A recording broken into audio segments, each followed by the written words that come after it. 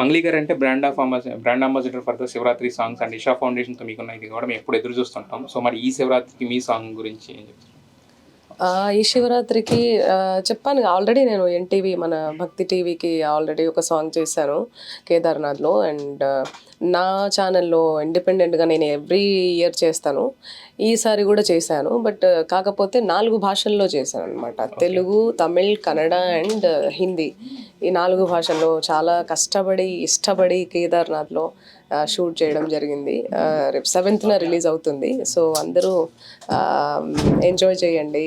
And happy Shivaratri దగ్గర వచ్చేస్తుంది. Happy Shivaratri. And Shivaratri వస్తేనే మనకు తెలియని ఏదో ఒక ఏమంటారు వైబ్రేషన్, కొత్త అనుభూతి వస్తుంది అనగానే అసలు తెలియకుండానే అసలు శివరాత్రి ఆ నైట్ అంతా జాగారం చేయాలి, శివయ్యని తలుచుకోవాలి, శివయ్యని మొక్కాలి అని చెప్పి మనం అనుకుంటాం. సో యా, ఒక 2 లైన్స్ మీ సాంగ్.